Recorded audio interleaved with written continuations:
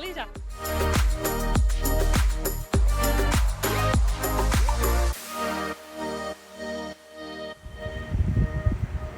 Ik denk 2-3 dagen dat het goed was. En de rest is, je moet het hebben van de zonuren.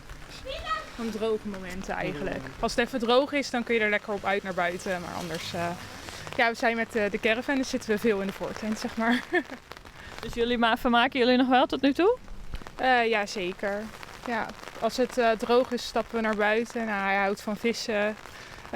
Als het kan, ga ik suppen, maar er staat wel heel veel wind. Dus dat gaat niet elke keer.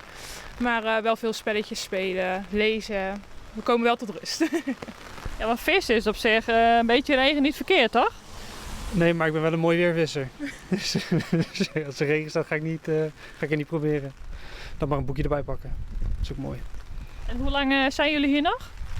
Nog 1,5 week. Dus hopen dat het de laatste week een beetje opklaart. Eerder geweest hier in de regio? Ja, dit is ons 2e jaar hier in de regio. Dus vorig jaar was het wat mooier. Toen was het wel heel warm weer. En nu heel koud weer. Dus we wisselen het lekker af. Dat is ook nooit goed.